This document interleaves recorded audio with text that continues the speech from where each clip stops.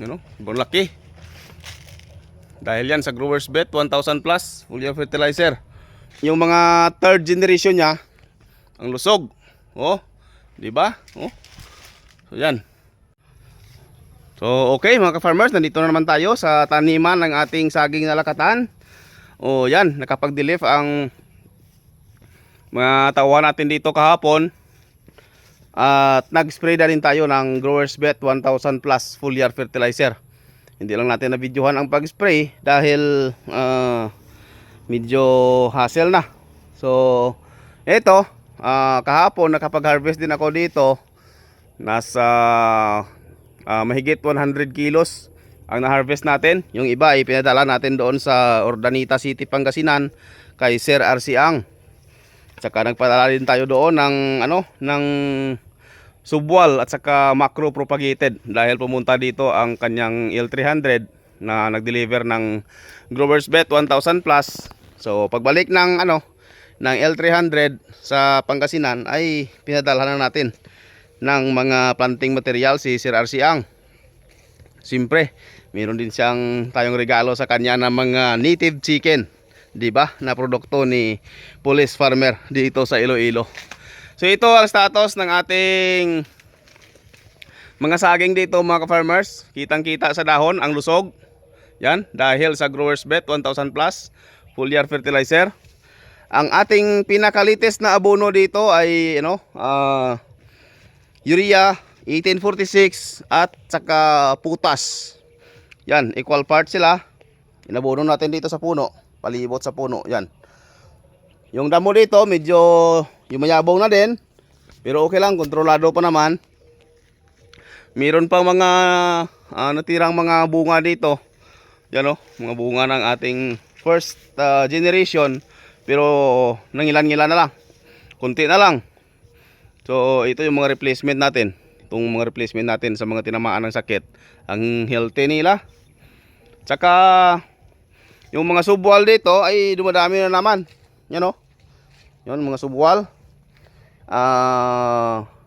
Sa ngayon mga ka-farmers, sa mga nagtatanong kung magbibinta tayo ng subwal, sa ngayon ay out of stock pa tayo.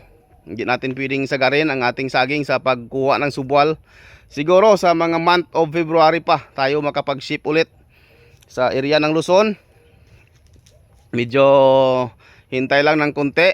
Hindi pa tayo makapag-ship sa ngayon dahil naubos na ang mga subwal natin dito. So ito yung mga bunga ng ating second generation, Yan ang laki. 'Di ba? Ito yung third generation natin. Yan, third generation. At yung sa kabila ay third generation din yan.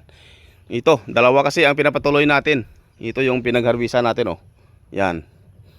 So, sa dahon ng ating saging so far, maganda, malusog. Kita nyo naman sa dahon.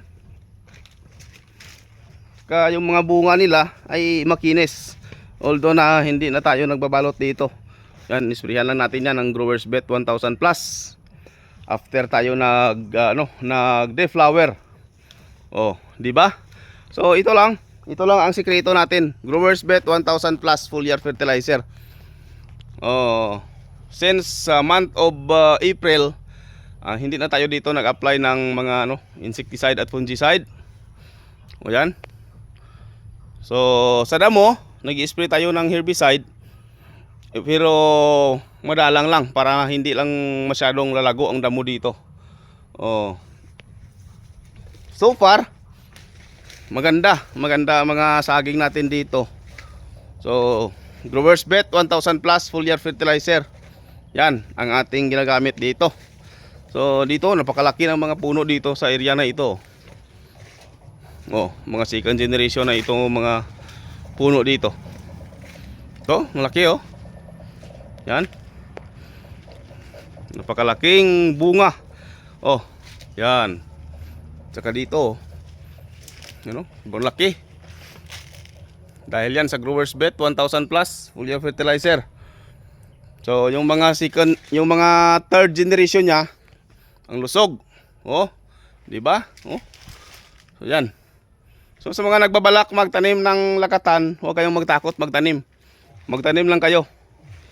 Gumamit kayo ng Grower's Bet 1000 plus foliar fertilizer para hindi pasukin ng sakit ang inyong mga pananim. Dahil ang Grower's Bet 1000 plus foliar fertilizer ay 7.4 pH alkaline na nagbibigay proteksyon sa ating mga pananim para hindi pasukin ng sakit. Ito ay nagpapataas ng resistensya ng ating mga pananim laban sa fungus, virus, bakterya at iba pa. Yan. O, siyempre, nagpapaganda ng dahon ng ating mga pananim. So dito, meron namang isang puso dito na lumabas, oh. Yan, ang laki. Oh, di ba? Oh. Yan. Ito yung mga second generation natin. So, yan.